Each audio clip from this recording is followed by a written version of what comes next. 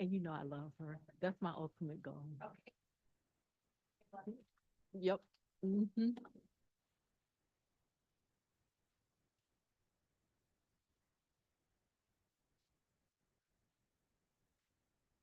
And then I gotta have my nails so I can do this. Cause you know, just with a big old rock on my hand and look at my grandchildren and go, yeah.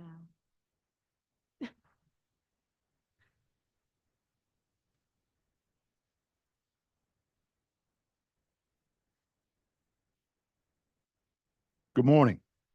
The meeting of the Louisiana Tax Commission is hereby called to order.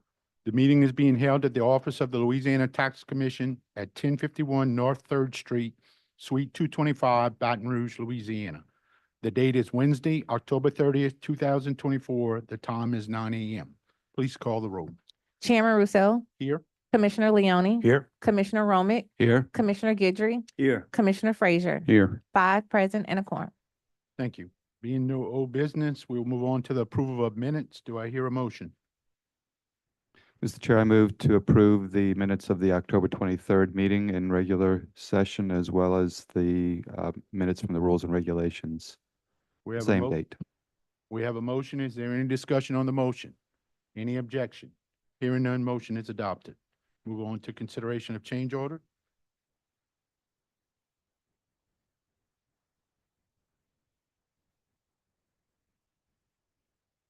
Chandrika Banks on behalf of the Louisiana Tax Commission. Today we have a total of 546 change orders. Staff has reviewed those change orders and requests to approve 537, place 8 in pending status, and deny 1. Staff requests approval of these change orders. Mr. Chairman, I move that we approve the 537 change orders and place 8 in pending status and deny 1 for reasons given by staff. We have a motion. Is there any discussion on the motion? Any objection? Hearing none, motion is adopted. Chandrika Banks on behalf of the Louisiana Tax Commission. Today we have a total of 3 prior pending change orders. Staff has reviewed those change orders and requests to approve all 3. Staff requests approval of the prior pending change orders. Mr. Chair, I move to approve the 3 prior pending change orders reviewed and requested for approval by staff. We have a motion. Is there any discussion on the motion? Any objection? Hearing none, motion is adopted.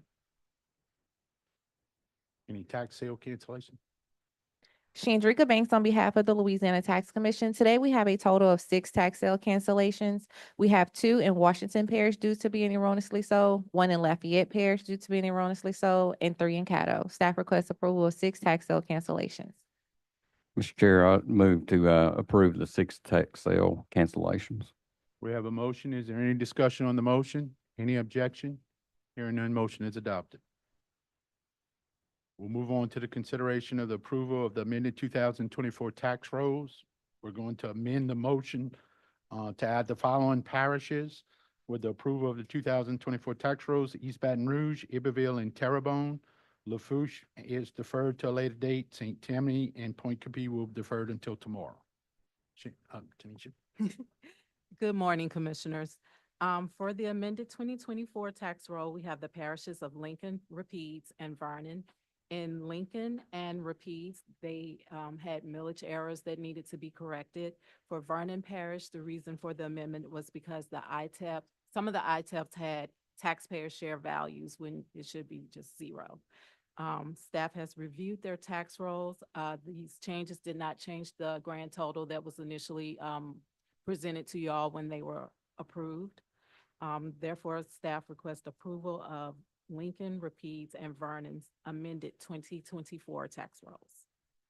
Okay, do I hear a motion? Mr. Chair, I move to approve the amended 2024 tax rolls for the parishes of Lincoln, Vernon, and Rapides. We have a motion. Is there any discussion? Any objection? I'm sorry. Any discussion? Any objection? Hearing none, motion is adopted. Tanisha? Good morning again, Tanisha Malvo for the Tax Commission.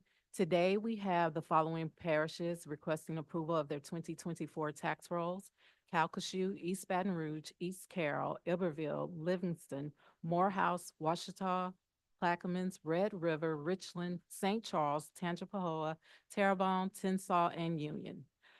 These 15 parishes have provided us their quietus, their affidavits, their auditor's approval letter, their electronic roll, TC 33 abstract, millage report, and public service recaps all balance and match in our system. Therefore, staff requests approval of the previously mentioned 15 parishes. We have a motion. Is there any do I hear a motion?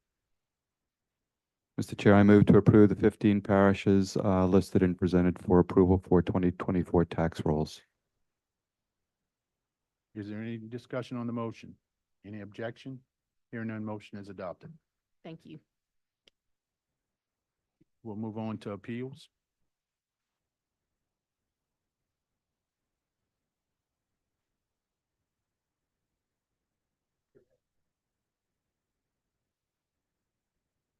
Only one appeal on the docket, it's a consolidated appeal, Chairman, for three tax years. I'm going to go ahead and swear in any witnesses that will be testifying today. So if you are with a taxpayer or with an assessor's office, you'll be offering testimony, I'll have you stand up. I'll administer an oath to you. I'll indicate to you individuals who affirm the oath and ask you to state your name. Please raise your right hand. Do you swear or affirm the testimony about this, the whole truth, and nothing but the truth, so help you God? Thank you. Yes, Stephen Gray. Thank you. Yes, Barry Swanson. Yes, William Kirkland. Yes, Scott Mayer. Yes, Yes, yes, Brian. Yes, Rod Elrod. Thank you. Y'all may have a seat. Chairman, is that done? Please, taxpayers appeal. Good morning, Angela Adolph representing the taxpayer Regency Intrastate Gas. Brian Etiken on behalf of the three defendant assessors for Caldwell, Franklin, and Jackson parishes. We'll call our first witness, Martin Anthony.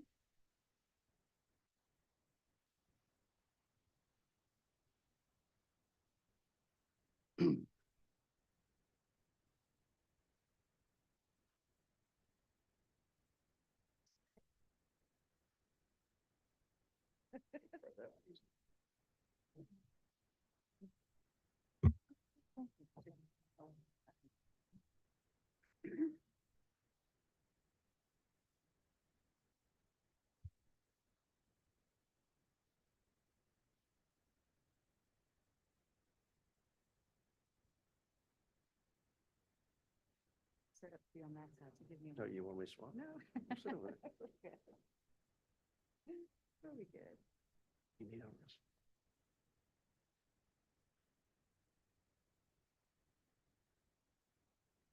Please state your name and business address for the record.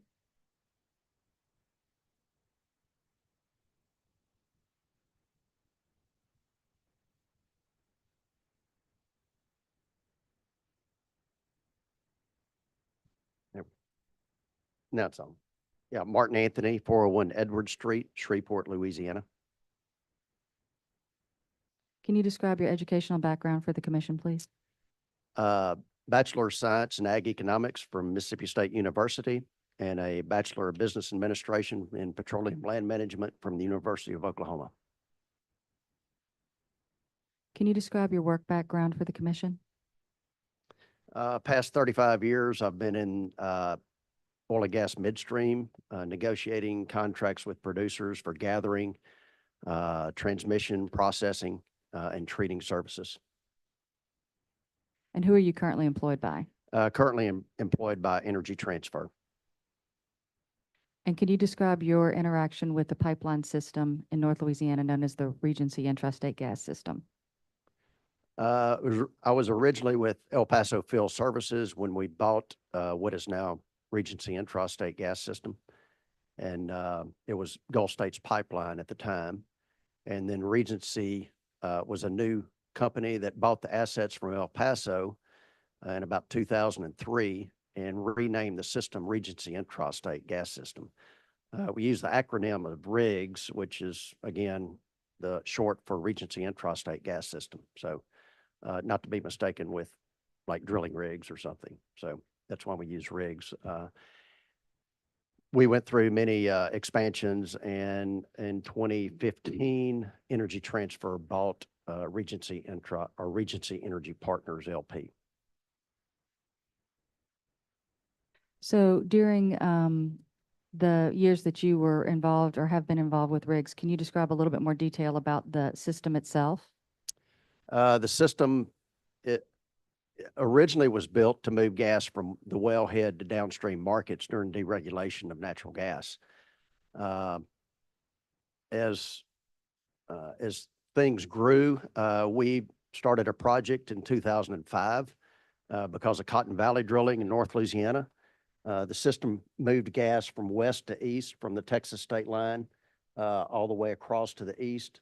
Originally, the pipelines across Jackson Parish, Caldwell, and Franklin were not there. Most of the gas was delivered off to Tennessee and Southern Natural.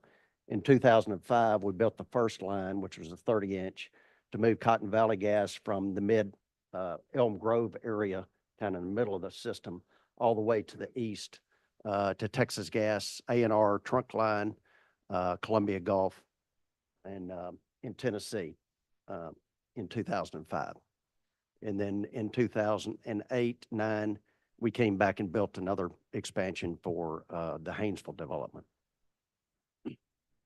So originally, why did this system go to the east? That was the takeaway. And when I say takeaway, that was where the downstream pipes were to receive the gas, to take it to markets to the northeast. And going to the east in that time frame, that was kind of before the Marcellus Shale was being developed in Pennsylvania and Ohio. And so the markets were in the northeast. That was where the demand was. So that's why we went to the east to get into those pipes during 05 and 08 to move it to market. All right, let's talk a little bit about natural gas transportation contracts. What kind of contracts does Riggs have? Riggs has firm and interruptible agreements. Typically a firm agreement, the producer will pay for a certain capacity they may want, say 100 million a day. And under the firm agreement, they're going to. Mr. Okay. Anthony, can I interrupt you for 1 second? When you say 100 million a day, can you clarify what 100 million, what? That's 100 million cubic feet of gas. And if the producer signs up for 100 million cubic feet of gas, say at a dime, he's going to pay us $10,000 a day for that capacity. On an interruptible contract, if he signs up for capacity at a dime, he only pays us when the gas actually flows. That's the two primary differences. And then on an interruptible, say the pipe can move 100 million cubic feet, and I'm only moving 50 million cubic feet. I can sell the other 50 million as interruptible, but if that owner of that capacity comes back and wants to move gas, I interrupt that interruptible gas and kick them off the system for the firm producer to be able to move gas, if that makes sense. It does, thank you. Can you describe commodity and demand payments? The demand payment, if they have a firm transportation agreement, the demand payment is the portion that they're going to pay me whether they move gas or not. And the commodity portion is the portion they're going to pay me when they do move gas on that amount that they move. All right, can you explain what I'm going to call the legacy contracts, the contracts that Riggs had prior to the 2009 expansion? The legacy. Just 1 second. And commissioners, we're going to get to this 2009 expansion. I'm just trying to lay the table so that you understand some of the different terms that we're going to be talking about. Another question again. Explain what the legacy contracts were. The legacy agreements prior to the 2009 expansion, those agreements were typically in the 15-cent range, demand only.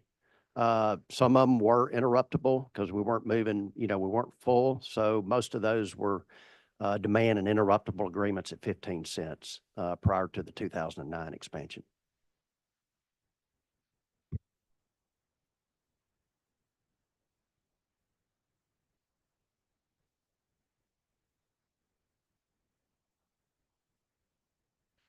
Can you take a look at this exhibit? This has some of the contracts that you prepared that shows some of the contracts that you had at that time.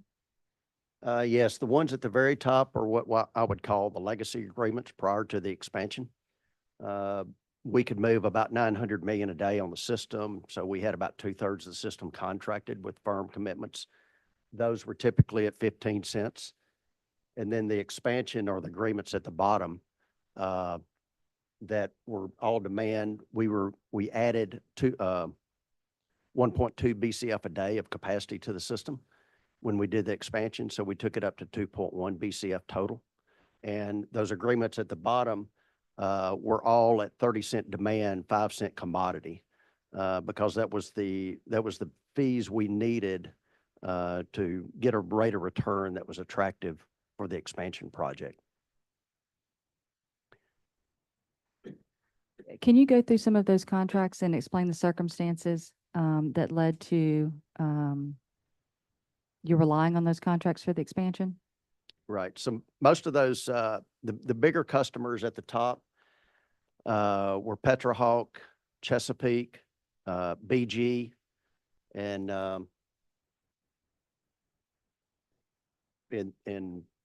then Shell became on the BG. So we had the top one was Petrohawk. They signed up for 370 million a day. And part of the reason that we had the big producers coming to us to push us is because we were an intrastate pipeline. We had a first mover advantage. We didn't have to go to the FERC, the Federal Energy Regulatory Commission, to get approval to build a pipeline. We could go ahead and start the project. And then once we finished the project, all we had to do was notify FERC that we finished the project. So that's why the producers were pushing us, because the Haynesville Shale was growing like crazy, throwing drilling rigs into the Haynesville Shale overnight. And they needed a way to get that gas to market because the area was constrained. There was not enough takeaway, not enough pipeline capacity out of the basin at that time. Commissioners, if I might, and I'm only going to do this once, we're way beyond the scope of the information that was provided to the assessors. And so I'll continue doing this because for the next few days, you're going to hear a lot of this. I'd like to make a standing objection to the admissibility of any evidence, including testimony, that is beyond the scope of what was provided to the assessors prior to the deadline for filing a protest with the Board of Review.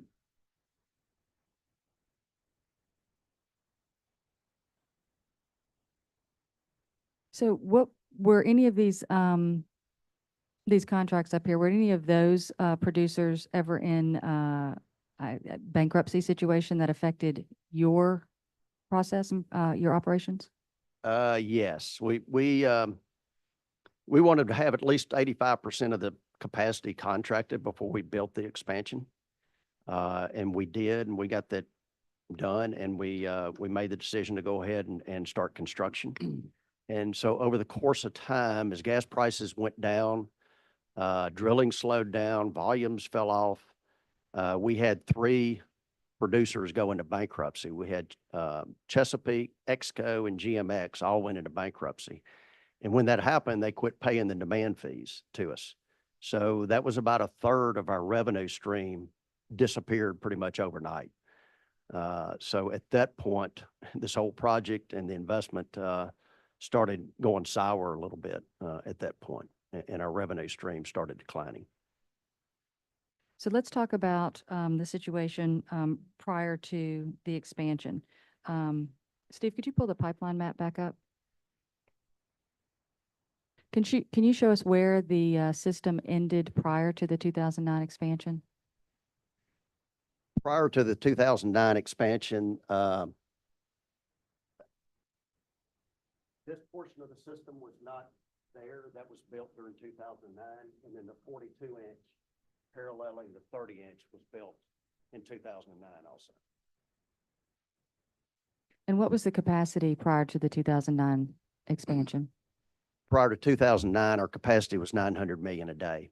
And then after 2009, we added 1.2 BCF and we went to 2.1 BCF a day.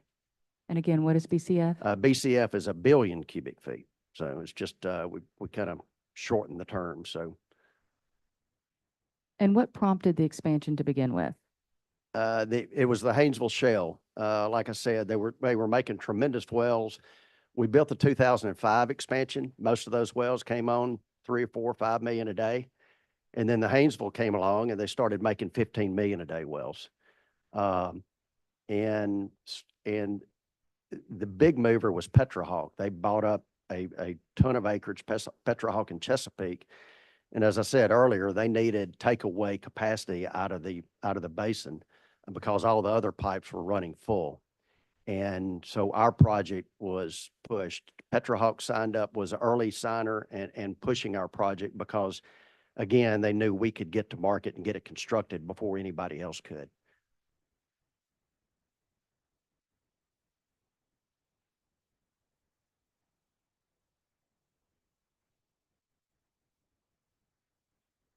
Can you take a look at this exhibit and tell us what this shows?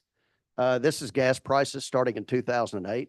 As you can see, in the summer of '08, gas prices got over $12, which is kind of crazy to think of back in that day. And they were throwing rigs in the Haynesville because they were making huge wells and getting a great price for it. That's why producers were pushing us so hard to get this project built.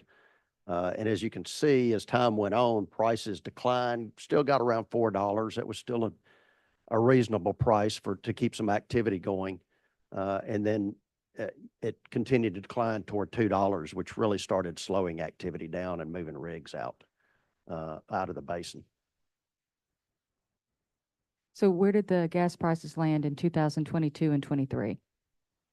22 and 23, we did have some spikes in prices and activity picked up a little bit. But then as we are here today, we're sitting down around $2, but less than $3 on gas prices. Drilling activity in the Haynesville is, I'm not going to say non-existent. It is some activity going on, but it's very limited compared to what it was just 12 months ago and 24 months ago. Okay, well, I'm going to ask you to take a look at another exhibit that has drilling rigs. So on this graph, and this graph picks up in 2011. We didn't have the data that went all the way back to '08, but as you can see, there were 160 rigs in the Haynesville at the time. Now, some of this includes East Texas activity also, but it also picks up the Louisiana activity in the basin. And we were running over 160 rigs in the basin. And as prices came off, you can see what the rig count did. It went from 160 rigs to 40 rigs in just a matter of about 12 to 15 months. So in a Haynesville well that may come on at 15 million a day, you get about 75% of your reserves in the first 24 months. And the remaining 25% of your reserves are going to be produced over the next 20 years. So you can see as the rig count drops off, production is going to decline following that pretty quick. There may be a lag of probably 6 to 12 months there for wells to be completed and brought online, but 6 or 12 months down the road, you're going to see a drastic decrease in production levels in the Haynesville at that time. Thank you. And just to summarize, what again was the reason for the expansion that rigs did in 2009? The reason was to move Haynesville gas to market. The activity levels were extremely high. Volumes were growing extremely fast. We were the first mover to be able to move that gas out of the basin and get it to the downstream markets that could access the Northeast at that time. We didn't have a crystal ball to see that LNG was going to change the world whenever that came along in what was going on in North Louisiana. So what kind of contracts did you need to have in order to support undertaking the expansion? We were going to be spending about $600 million doing the expansion. So we weren't going to go out there and spend that without having some type of assurance that we're going to get a revenue stream to support that kind of capital investment. So we did firm transportation agreements with the producers in the Haynesville. We had 30-cent demand, 5-cent commodity agreements with a 1.25% fuel charge. And one of the producers that pushed us early on, and since these contracts expired, I don't know that I have an issue with divulging some of the terms of that, but they had a favored nations clause in there. So, and a favored nations was that if we gave any other shipper a better rate than they had, we had to drop their rate down to that point. So it kind of tied our hands. We could only negotiate 30-cent demand, 5-cent commodity deals with the producers on the system at that time. And so we couldn't negotiate better agreements to try to attract gas to the system. And we were stuck with that as time went. Even when Chesapeake and GMX and Exco went bankrupt, we were still tied to a 30-cent demand, 5-cent commodity. And like I said, once we got over about 85% commitments, we went ahead and made the decision to start the expansion. Did Riggs have any debt at that time? No, Riggs was debt-free at that point in time. It was 100% owned by Regency Energy Partners. So how did you finance the expansion? So in 2008, early on when we were scoping the project and getting commitments for the project, GE was our general partner of the limited partner of Regency Energy Partners. And GE said that they would finance the project. They liked it so much. And we're saying, great. They said, you don't need to go to the banks. We'll finance this for you. And so we didn't approach banks for financing of the project. And you may recall in the fall of 2008, we had the housing and mortgage crisis, and the markets tanked. Nobody was loaning money, and everybody's running for the hills. GE came back and said, we can't finance this for you. We approached banks. Banks weren't financing either. So at that point, we looked to bring in a partner to the project. We dumped all the assets. We were looking at dumping all the assets of Regency Intrastate Gas into an entity and then selling 50% of that entity to a JV partner. We presented 20 to 30 pitches to various potential JV partners, anywhere from producers to other midstream companies to private equity companies. I recall we were even making pitches on New Year's Eve in 2008 to potential customers because we had contracts executed. We had to get the project built. And Alinda was one of the partners that came in. They were the one that came along. They bought in for 50% for about $527 million. GE did kick in a little bit of money after that to get us up to a little over 600 million at the point, and then we could build the project. So with the existing assets and with the expansion, our JV partner ended up owning 50% of the pipeline. Had you done business with Alinda before? No, we had never done business up to that point. And at that point, I wasn't even familiar with who they were. But they were a large infrastructure fund that managed about $7 billion. They did projects around the world. They owned they financed airports, they financed water distribution systems. And as far as I know, this is their first foray into the oil and gas sector when they got into Regency Intrastate Investment. So can you tell me a little bit about the formation of the joint venture with Alinda? Most of the negotiations, or pretty much all the negotiations, were handled by our CFO and the legal group. I was primarily focused on getting commitments from producers.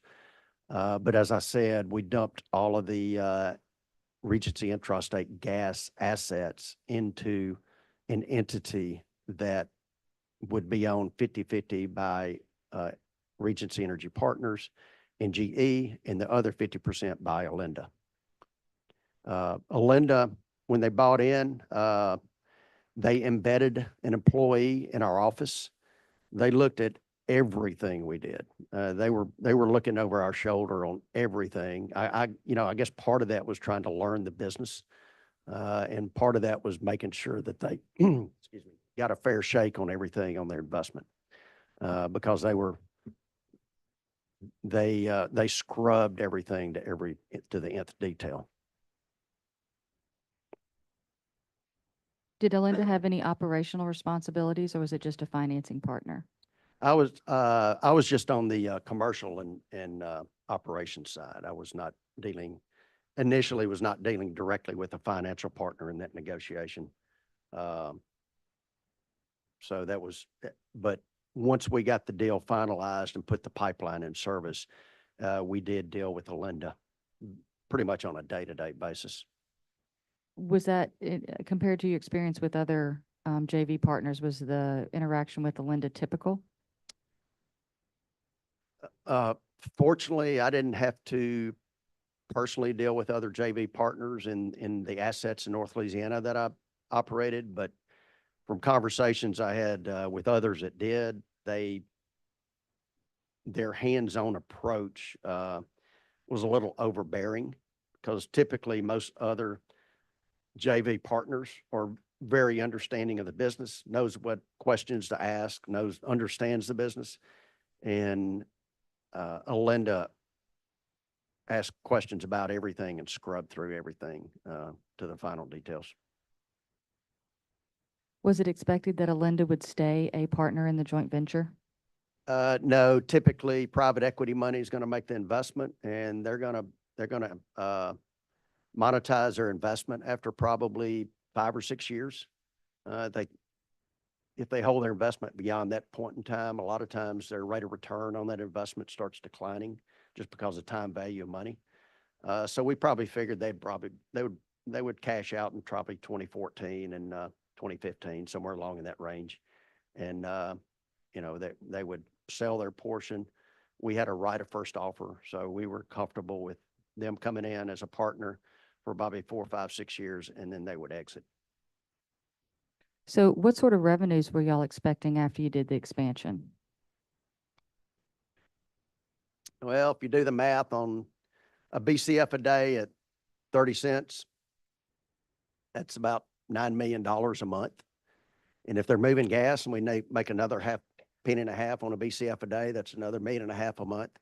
So we were looking at, $10 to $11 million a month on the $600 million investment. If we're running full and, hopefully we were going to be running full for the 10-year agreements that we signed up. So everybody looked at it. That's why GE liked the project initially, and that's why Linda liked the project also.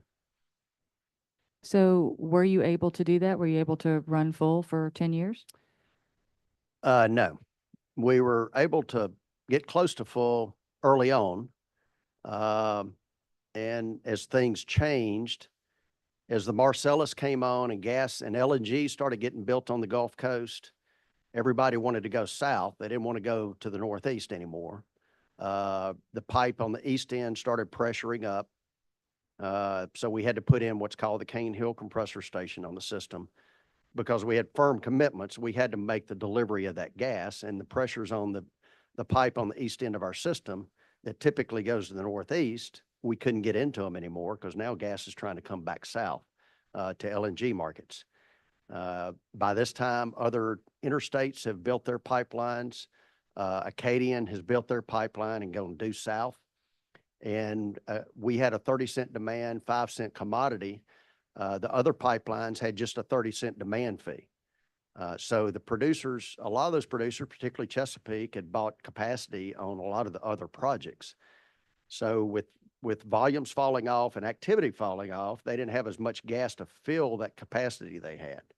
So for the remaining gas they had to move, they were going to move it on a pipe that didn't have an incremental commodity fee like rigs had. So they could move it on Acadian because they're going to pay that 30-cent demand fee whether they moved gas or not. So now let's move it on Acadian. There's no incremental cost to us. If we move it on rigs, we have a nickel incremental cost. And when gas is down around $2 or $2.50, that nickel adds up to them over time.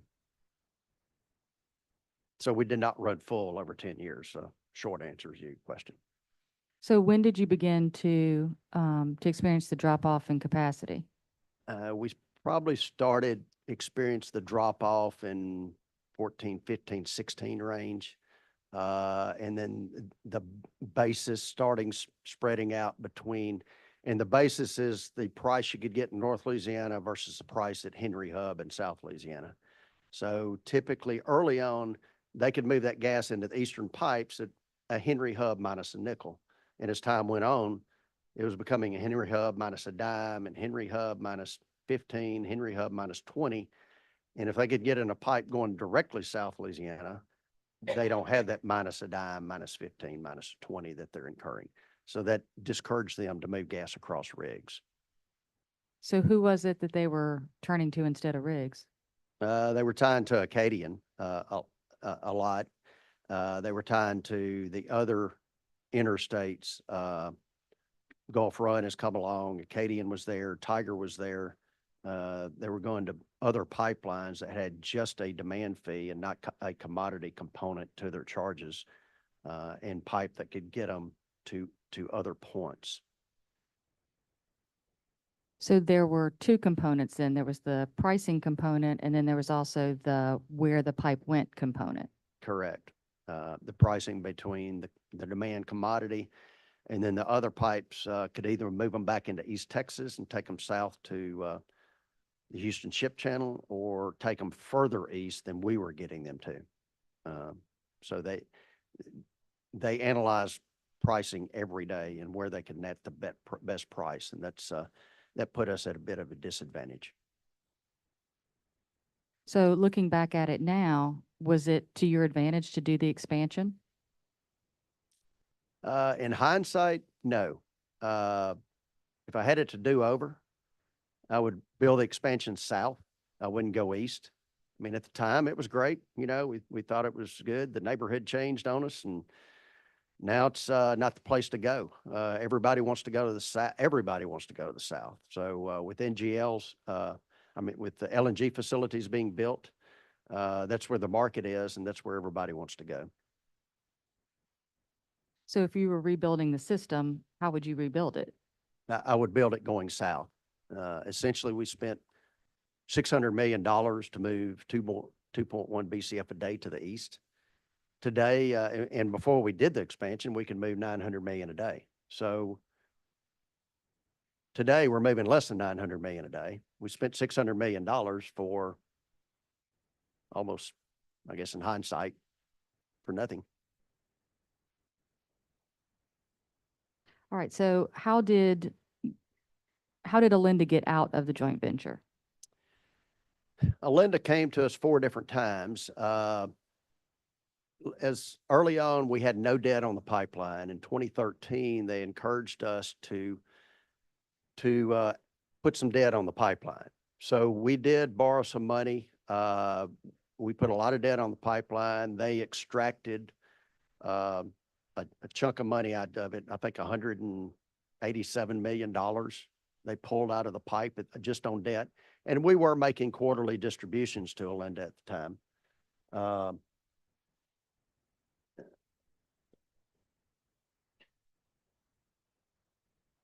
Okay.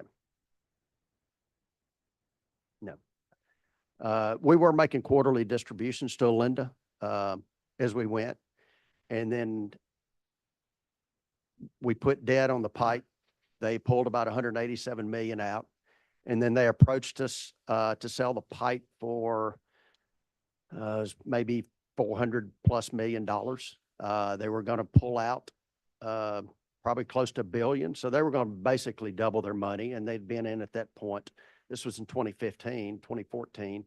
They'd been in the pipe at that point about five years. So that was kind of the lifespan of what a private equity likes to do. And if they had gotten out at that point, that'd have been great. We had a right of first offer to buy the pipe based on those terms. We turned it down. We could see kind of the future of the pipe and what was going on in the system, and they could too. They'd done their math. They'd studied what was going on, and we declined the offer. In 2016, they came back again. They engaged Goldman Sachs to do a sales pitch. We had a lot of companies come in, and that one was a little bit different. We put together the package for the pitch. They wanted to put together a lot of financial side of the pitch because they didn't like our financial projections, so they wanted to make their own. We would go into the presentations to potential buyers of their interest. We would present how the pipe operated, what was going on with the pipe, contracts, all that. And when it came time to review the financials, they would excuse us and they would review the financials with the potential buyers. Still, they didn't have a potential buyer there, and we refused to purchase the pipe. And their offer price at that point was basically the prior offer price less the distributions we had given them. And it seems like it kind of stepped down like that each time that they came back to us. They came back to us a third time. We turned it down again because that's in 16, late 16. And then they came back to us in late 17, made an offer to us for the assumption of debt. And we ended up paying them $25 million in the assumption of debt, which was, I believe, about 187 million, if I remember correctly. And we exercised our right of first offer and then closed on that deal in the spring of 2018.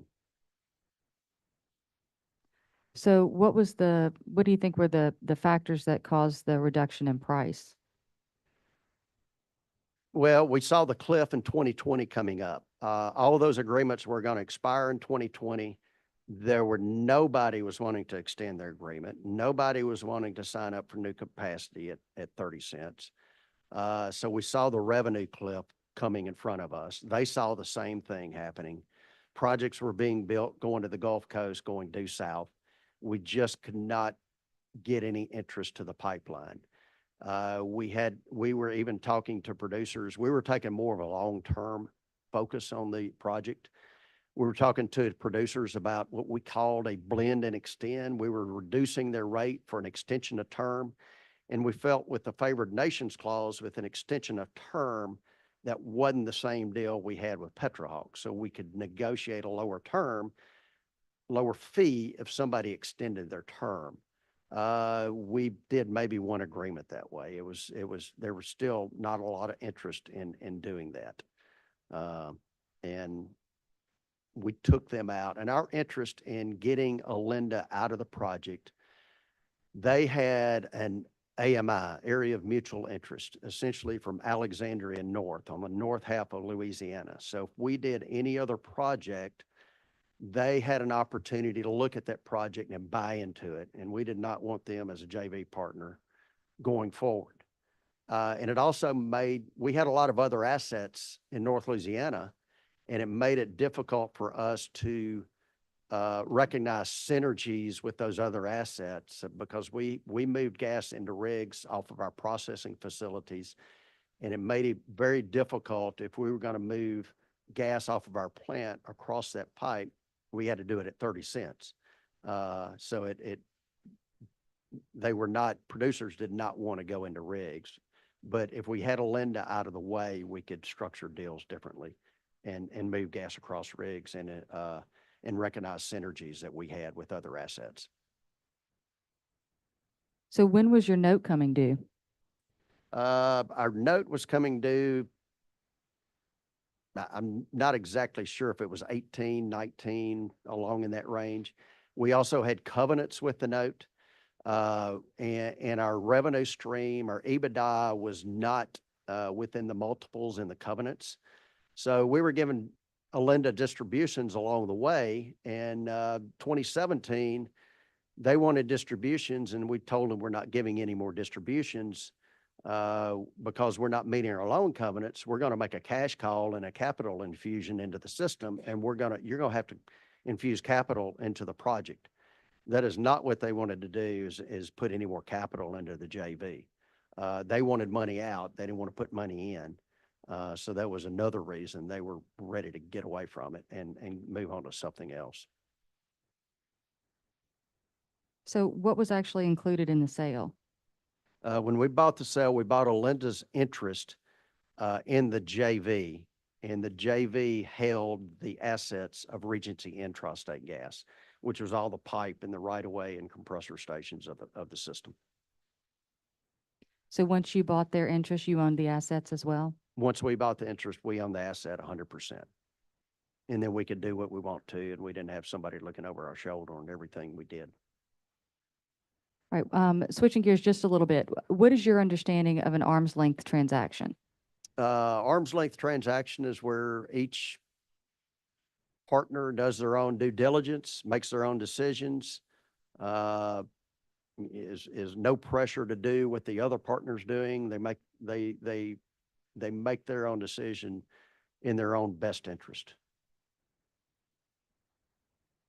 So with respect to Riggs and Olinda, was there any corporate connection between Riggs and Olinda that would affect Olinda's decision-making or Riggs' decision-making with respect to the sale? No, none at all. We had not had any prior affiliation with Olinda and didn't have any, affiliation then. So we were two totally separate entities making their own decisions. And each acting in its own self-interest. Yes, Any common ownership with Alinda? not at all. Any common control?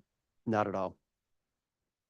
So would it be fair to say that Alinda did not give its interest to Riggs? No, they did not give their interest to Riggs. Like I said, we paid them money and we had to, assume all their debt that was, on the system, on the JV. So I think before you said it was $170 million in debt and $25 million in cash, so about 200 and No, it's about $12. 187 million, I believe, in debt, thereabouts. We paid them around 220, 225, somewhere. And did you consider that to be market value for their interest? Yes, I mean, we ran the numbers, we looked at the cash flow. When we analyze a project, we buy a lot of assets, and when we buy the assets, the primary thing we look at is what kind of cash flow does this asset create? And what kind of multiple are we paying to buy that asset? And is it accretive or dilutive to our outstanding units? Okay, does it bring excess revenue to us based on what we're paying, or are we actually losing money and dilute what we're paying for it? So we did the analysis on it, and we felt at that point, long-term, and with the synergies we have, it was time to go ahead and take Linda out and buy the asset.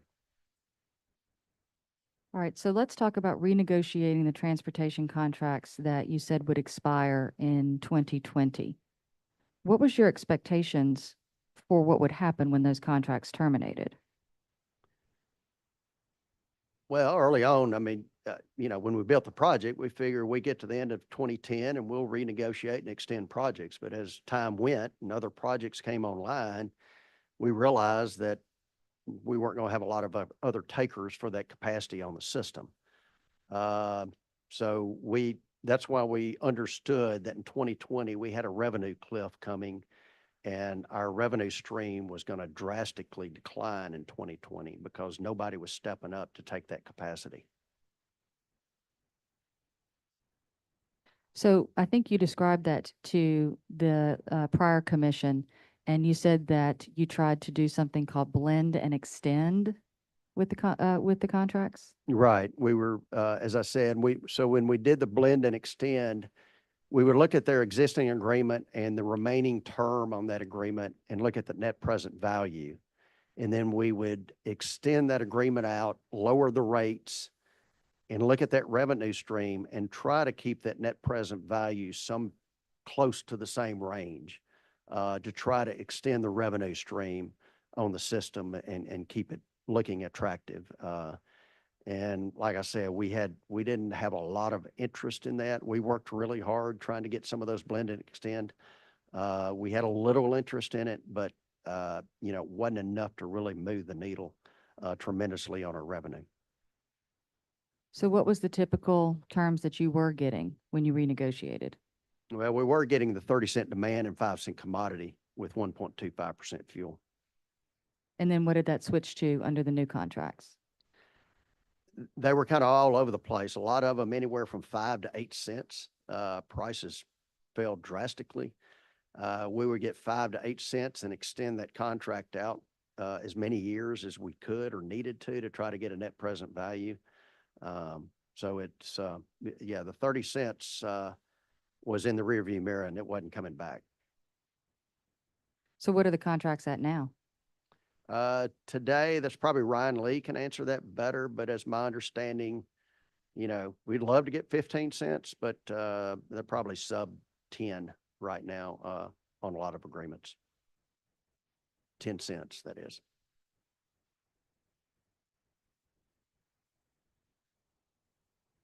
All right, let's talk a little bit about the capacity of the system and the utilization. I think you explained that after the expansion, you had 2.1 billion cubic feet capacity. Correct. And how much of that was covered by contracts?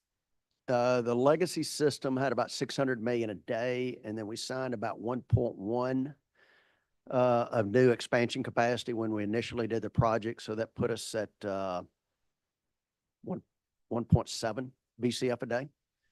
So that's whatever that math is. It's probably close to 85%, 90% full.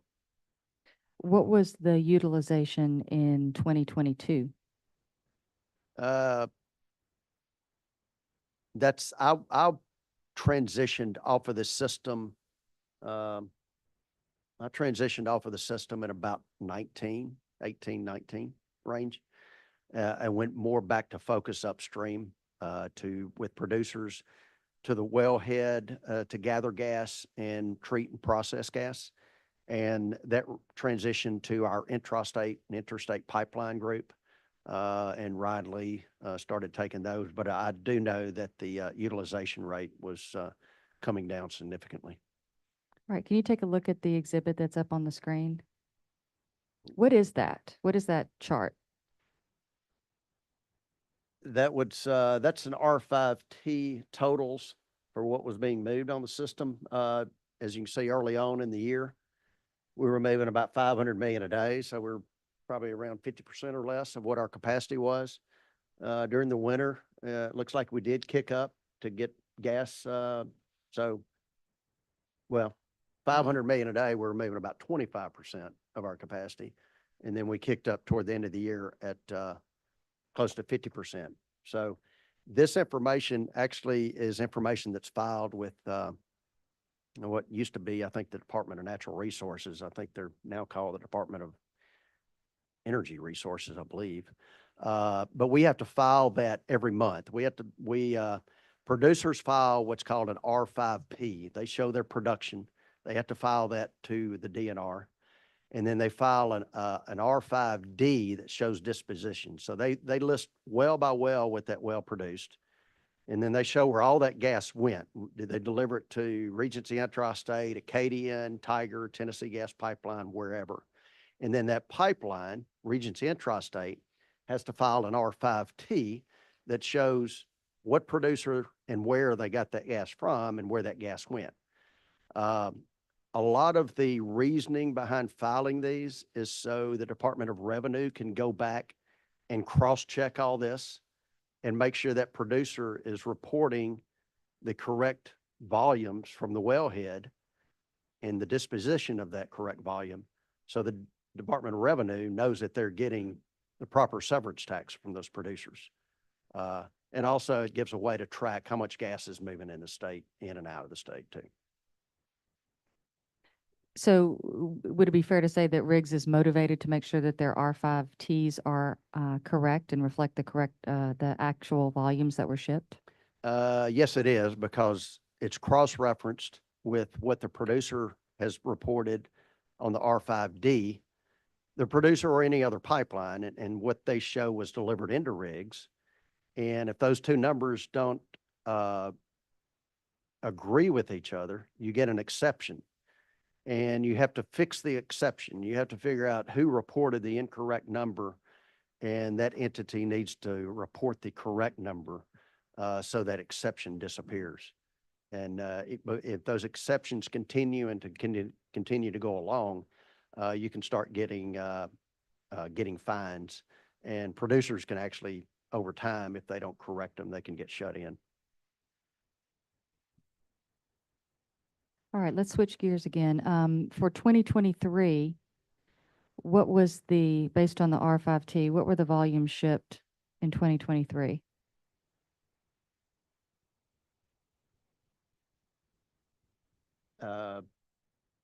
So that was, for the year, that was 1.1 BCF a day. So about 50% capacity. And just to clarify, the 2023 numbers are based on the calendar year 2022, and the 2022 numbers are based on the calendar year 2021. Is that correct? In this situation and using that terminology, yes.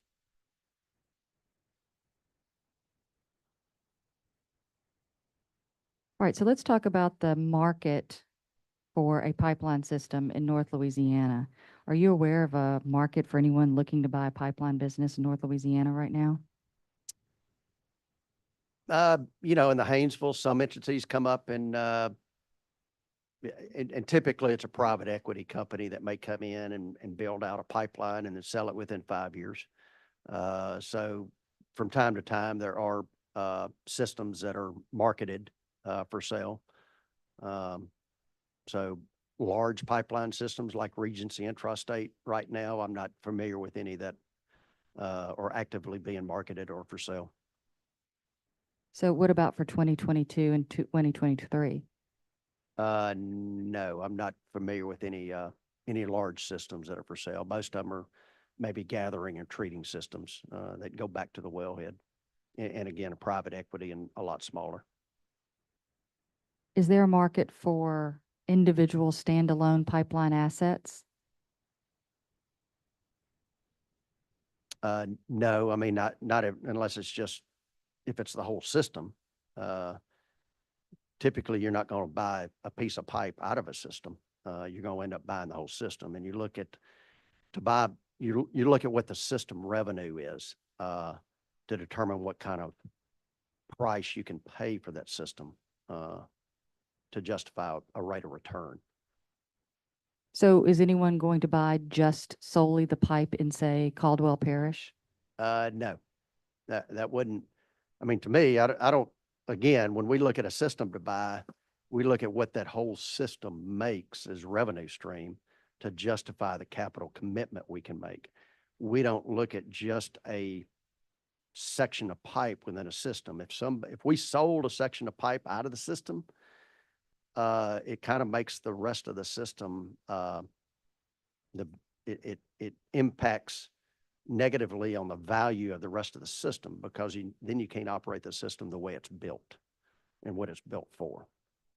So you wouldn't have a willing seller. Would you have a willing buyer to buy a segment of standalone pipe? I wouldn't think so. I mean, you know, if no, in 35 years of doing this, I hadn't seen anybody come in and just want to buy a stick of pipe out of the middle of a system. Because one, you're not going to get anybody to want to sell that. And if they do want to sell it, it's going to be at a price that the buyer's not going to pay. Has Energy Transfer or Riggs tried to sell off any standalone sections of pipe in the system? Not that I'm aware of, and not on rigs. What about compressor stations or other pipeline assets like that? Those are more movable. We have moved compression around on the system. We moved one of the Cane Hill compressors to a different part of the system, and then we moved another compressor out of Louisiana to Texas. So compressors will get moved from time to time if they're underutilized. So we will move compression around. So it's more movable. You can't really move pipelines around. It's cost prohibitive to dig them up and take them somewhere else. You're better off just buying new pipe and going and putting it in the ground.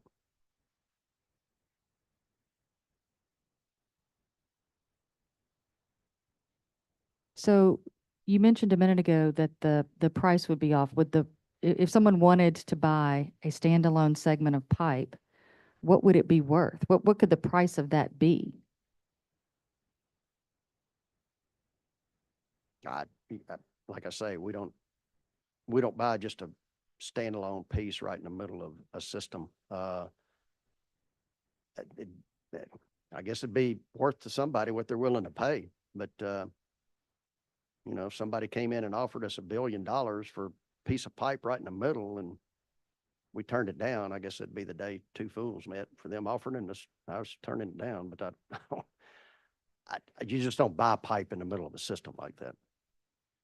And again, I think you said that's because it has to be operated as part of a cohesive system. Right. Once you,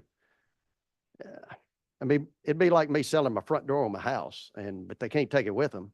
They got to leave it on my house. I don't think anybody wants to buy it if they can't take it with them. So. All right. Are you familiar with the appraisals of the rig system that were conducted by Arthur Financial Services for 2022 and 2023? Yes, I am. And just to confirm, the property that's the subject of those two appraisals, that's the same pipeline system that you've been talking about. Is that correct? Yes, it is. Now, the name, I believe, is different from the names that are on the tax accounts that the assessors have for the property in each of their parishes, but it is the same pipeline system. That's correct.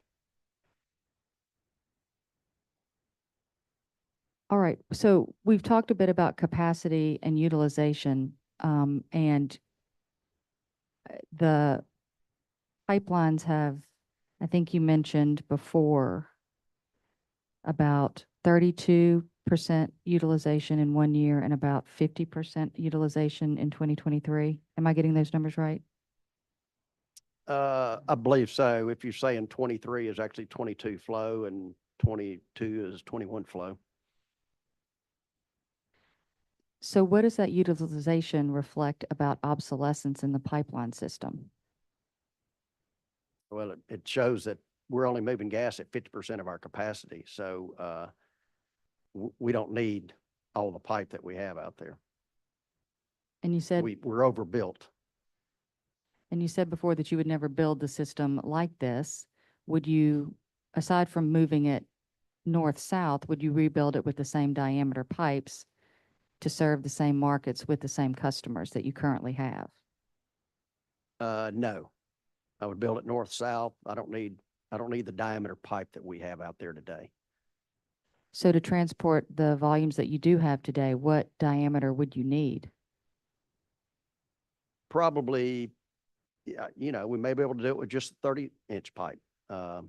So we don't need the 42. And,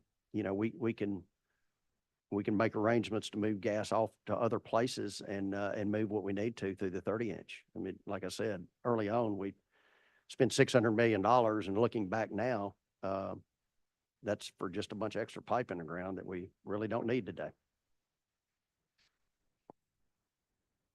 So getting back to the obsolescence question, would you have the same percentage or level of obsolescence across all the pipe in the system, or does the obsolescence matter depending on the diameter?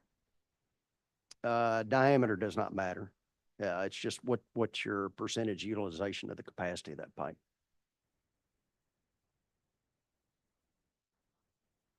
So to your other example about not being able to use just a standalone segment of pipe, would somebody be able to just use the 16-inch pipe or the 24-inch pipe? Yeah, potentially so. You could isolate gas. I mean, we have you could isolate part of the system and idle some of the pipe.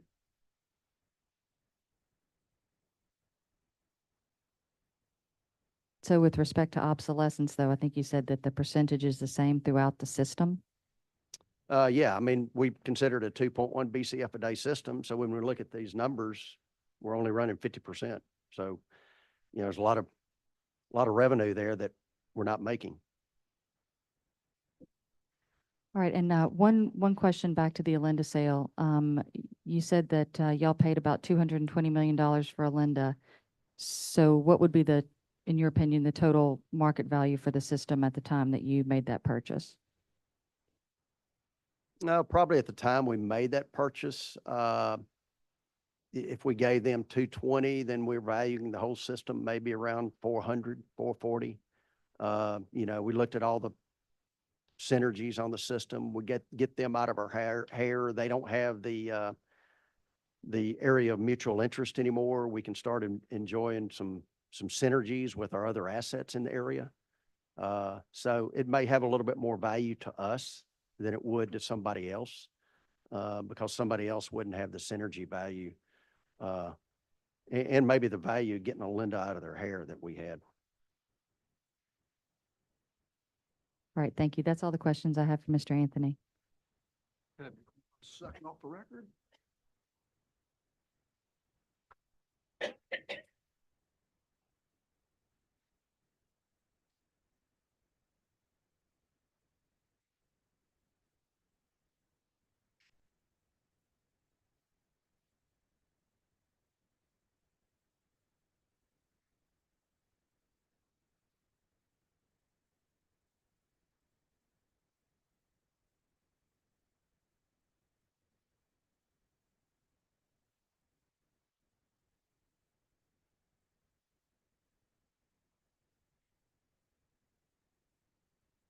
Go back on the record. Good morning, Mr. Anthony. Brian Addington. I represent the assessors for Caldwell, Franklin, and Jackson parishes. Your testimony, you talked about firm and interruptible contracts, commodity and demand payments, legacy contracts, bankruptcies, the fact that customers quit paying demand payments, favorization clauses, financing difficulties, increased pressures on the pipe and incremental costs, the 2020 revenue cliff, EBITDA and loan covenants. Did you present any of that information to the assessors for Caldwell, Franklin, or Jackson parishes? I'm going to object to that question to the extent that he's asking whether he actually individually dealt with the assessors or if someone on behalf of Riggs provided that information to the assessors. I did not present that. I have not met with the assessors and presented that. And do you know if anyone else presented that information? I do, I'm not certain on that. No, sir. Okay, great. You spent a lot of time talking about the terms of the Alinda sale. Are you aware that in tax year 2018, Regency asserted a claim for obsolescence based upon the Alinda sale, which was rejected by the assessors and the tax commission, and that the matter was ultimately litigated all the way to the Louisiana Supreme Court? Are you aware of that? I'm not in any detail aware of it, but I am aware that that did take place. And you are aware that the courts all held that the Alinda sale was a sale of a partnership interest and not an asset sale, and that it had no relevance to the valuation of property for ad valorem tax purposes. Are you aware of that? No, I'm not. I'm not an attorney, so I'm not Okay. familiar with all that part of it. So what is your understanding of what the courts held? I'm not, I've never read that, so I'm not giving an opinion on that. Okay, you are aware that the courts rejected Regency's claim for obsolescence based upon the Alinda sale, are you not? I guess I am now, but Okay. yeah.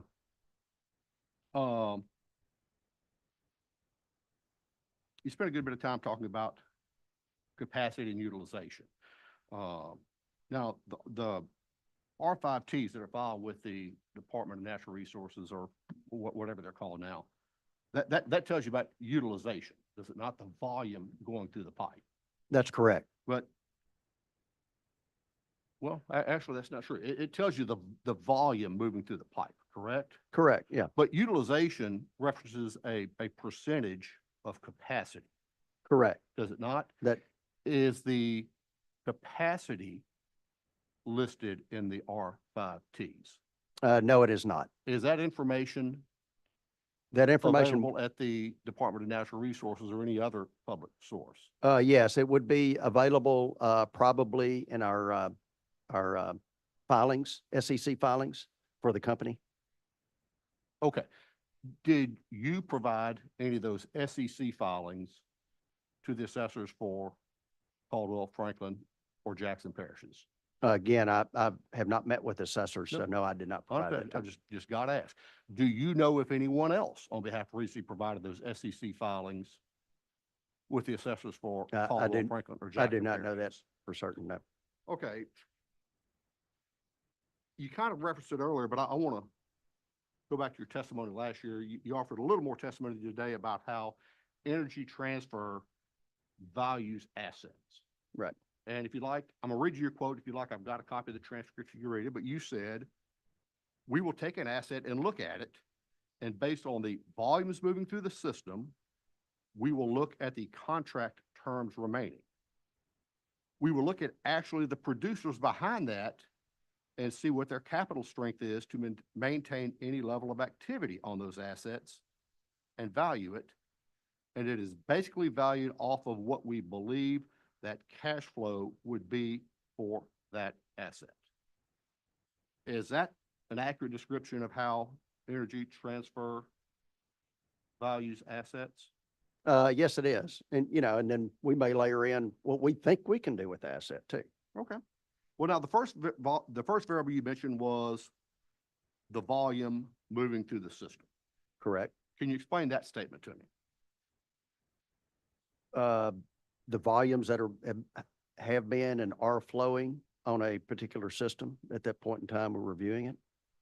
Okay, so that's a critical component of coming up, Well, that's one of the components, yes. one of the components, but it's the first component you mentioned. Yeah. Okay, I want to refer you to the map, and I know you have a copy of it to your right, so I kind of have this one angle where the commissioners can see it. And I want you to focus on Jackson, Caldwell, and Franklin parishes. First, there are two blue lines Correct.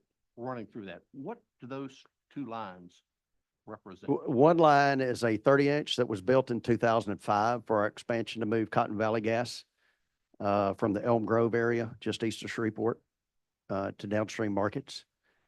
And then the second line is a 42-inch that was built in 2009 to move Haynesville gas. Okay. Do the 32-inch line and the 42-inch line have the same capacity? It's 30-inch, 30 and 42. Okay, I'm sorry. Do the Uh, 30 and 42-inch lines have the same capacity? As configured physically, no. What about the volumes moving through the 30 and 42-inch pipeline? They're going to be different, aren't they? They may be different from minute to minute and day to day. Now, there are some dots on this map.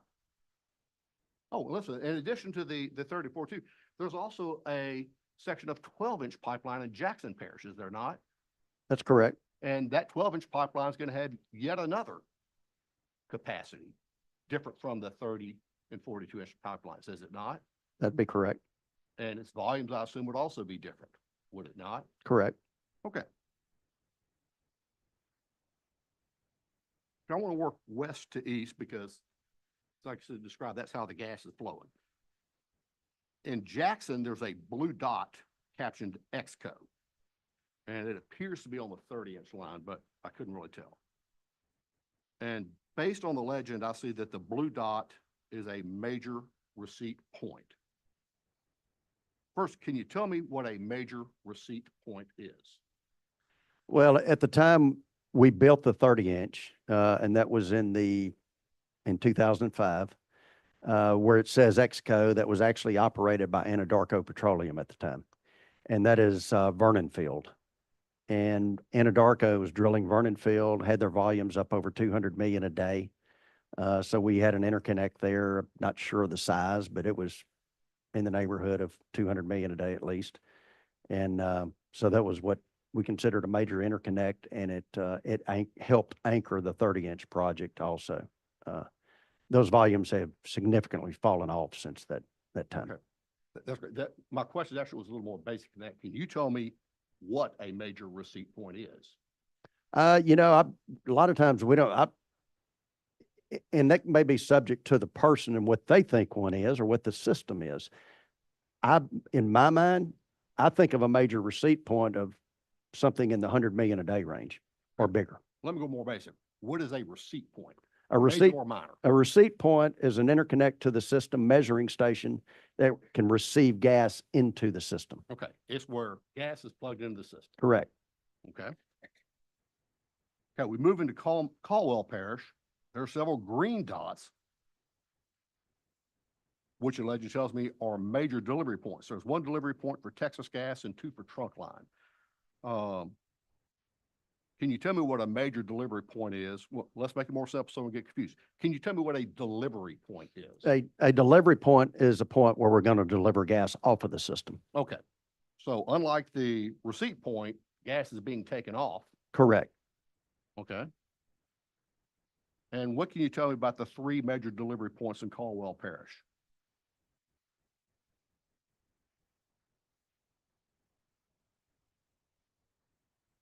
Again, there's one for Texas Gas and two for One for trunk. Texas Gas and two for trunk line. I'm assuming the Texas Gas point's probably off the 30-inch, and the trunk line, we have a 30 and a 42 connections to our 30 and 42-inch pipe in the trunk line Okay, to deliver off to those points. so gas could be plugged into the 30-inch pipeline at 2 points and into the 42-inch line at one point, correct? Would you say again? So gas could be delivered into the system at 2 points on the 30-inch line at the Texas Gas and trunk line, and also into the 42-inch line at the trunk line facility, correct? That should be correct, yes. Okay, let's move to Franklin Parish. There are 3 major delivery points there, 2 for A&R and 1 for Tennessee. What can you tell me about these 3 major delivery points? Again, those are delivery points off into the interstate pipes. If there's denoted 2, then one is in the 30-inch and one's in the 42. The Columbia Gulf interconnect points are a different color because they're bidirectional. Yeah, I'm about to ask you about those in a second. Okay. So we could just stick to the A&R and Tennessee major delivery points. Yeah, again, since there's 2 dots for A&R, one's in the 30, one's in the 42. Since there's only one into Tennessee, I'm assuming that is just off of the 30-inch. That's right. And who are A&R in Tennessee? Tennessee Gas is owned by Kinder Morgan. They're interstate pipelines that run up to the northeast and back to the Gulf Coast.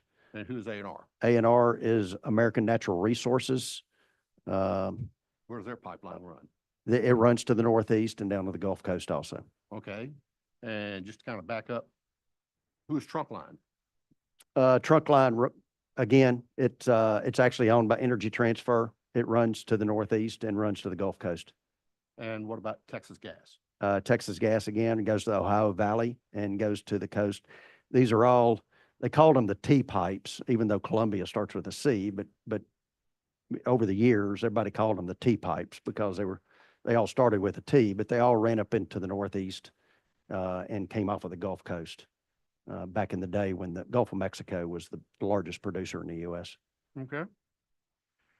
Then there are the 2 purple dots for Columbia and Franklin Parish. Right. What is a bidirectional point? A bidirectional point is a point where you can either put gas into Columbia Gulf or pull gas off of Columbia Gulf, and those volumes can be measured. Typically, a measuring station is set up to measure gas going in one direction, whether it's off the system or into the system. And Columbia is set up to where we can measure gas going either direction. And who is Columbia and where does their pipeline run? Again, Columbia comes out of the South Louisiana and runs into the northeast also.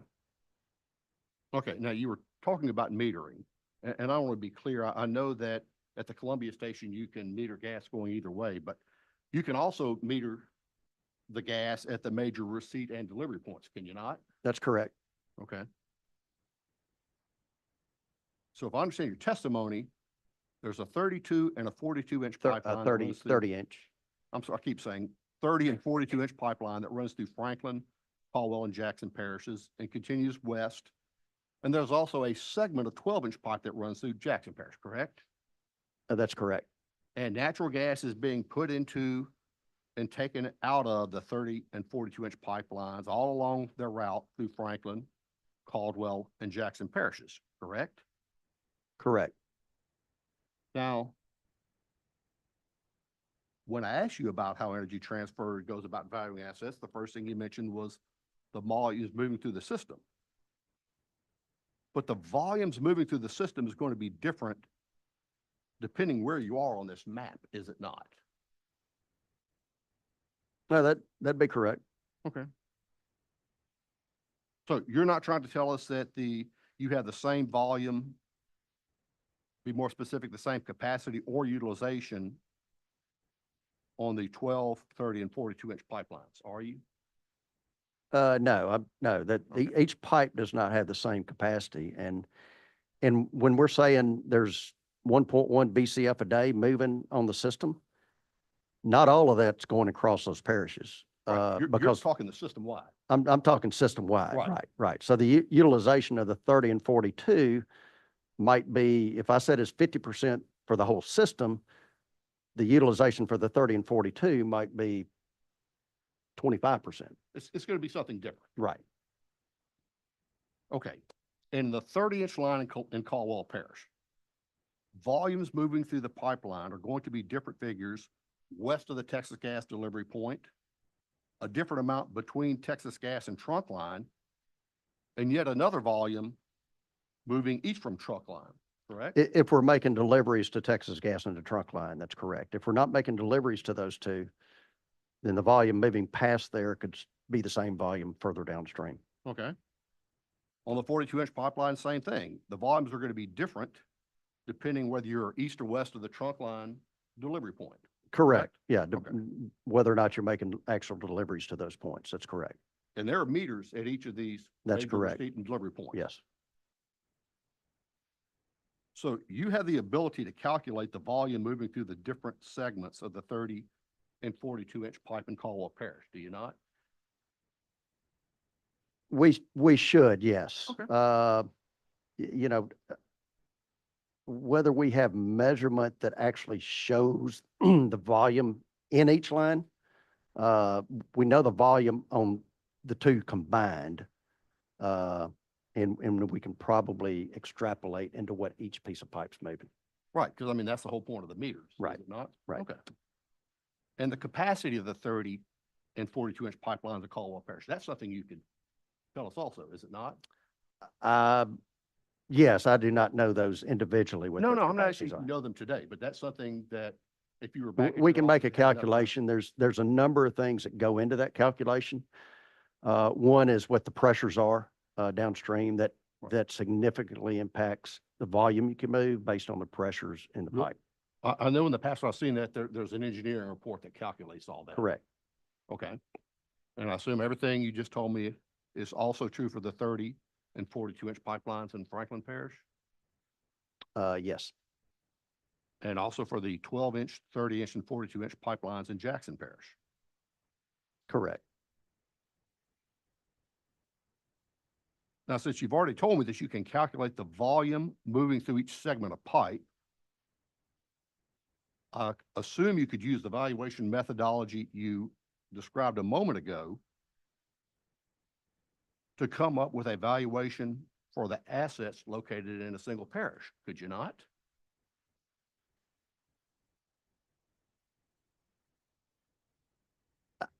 You, know you you don't know, wanna say that's, it. no, I mean, that's not the way we value systems. It's again, it's like, I mean, if somebody cut my arm off and it's laying on the floor, it has no value. As long as it's attached to my body, it has value. And as long as all that pipe is contiguous and connected together, it all has value. So you're telling me you could not come up with a value of the pipeline located just in Caldwell I can Parish? come up with a value of the whole system based on what the revenue of that system is. But that's not my question. Could you come up with a value of the pipe and assets located just in Caldwell Parish? You know, if I came up with a value of the whole system and then I divided that by the miles of pipe, maybe that way. Okay. Let's go back to the methodology. You said again, we take an asset, look at it, and based on the volumes moving through the system, we will look at the contract terms remaining. You've already described the volumes. How do you go about evaluating the remaining contract terms? We look at the revenue stream on those and what that revenue stream is, and what the EBITDA is going to be Okay. for that asset. And I assume you need the contracts themselves to do that, do you not? Correct. Yeah, when we do due diligence, looking at an asset to buy, we sign a confidentiality agreement and we get to do our diligence on terms and what we think the revenue stream is going to be.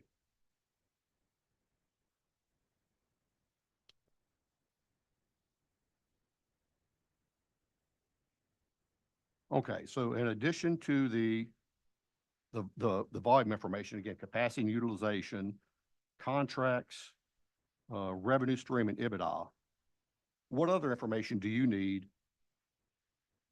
to value an asset utilizing the methodology you described a moment ago? Not your question. The answer may be nothing else. I'm just Yeah, I mean, that's gonna give me a lot of information right there if I Okay. have the contracts and the revenue stream and EBITDA Okay. history of them.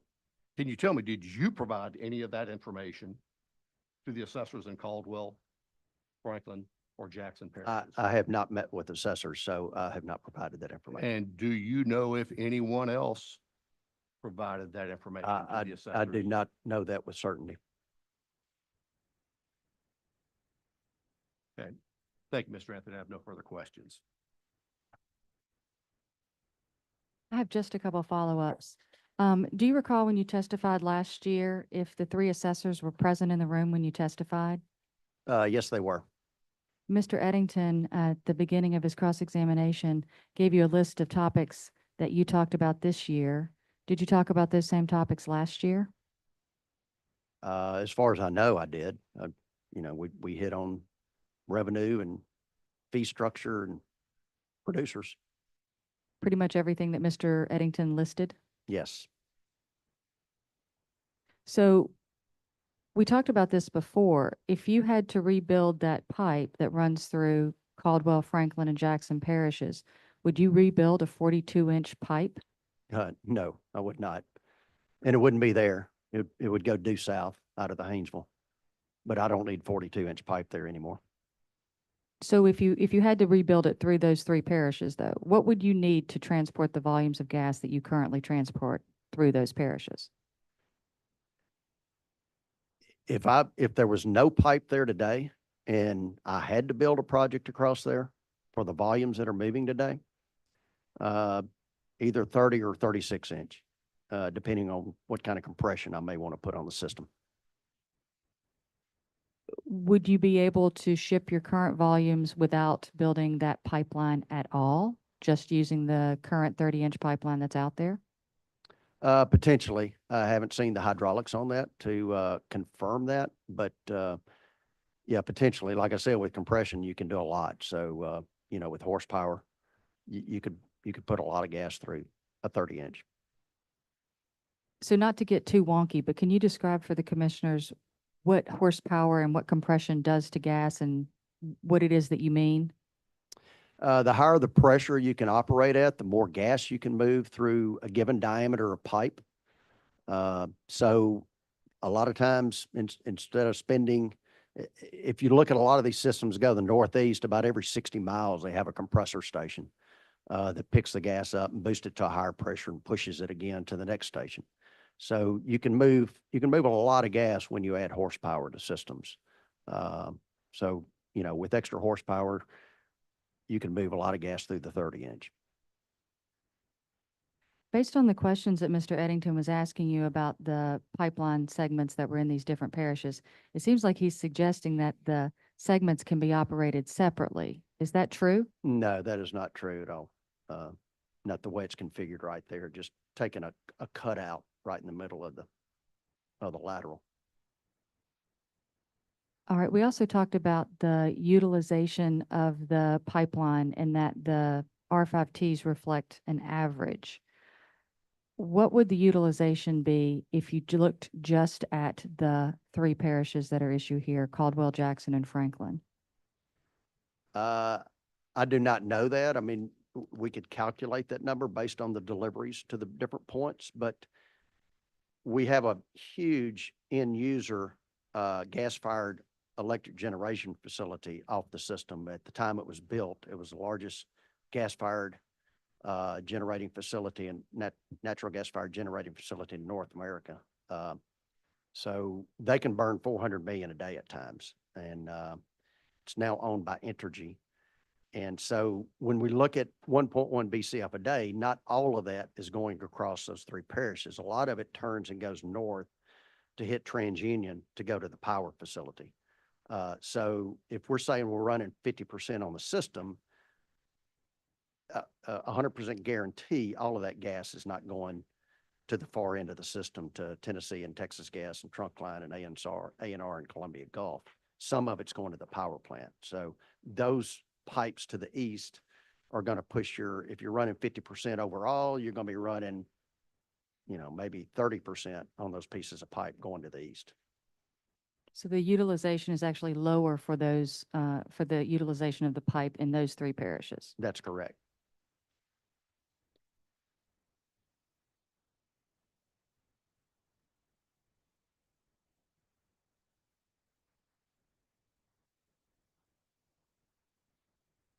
Thank you. That's all the questions I have.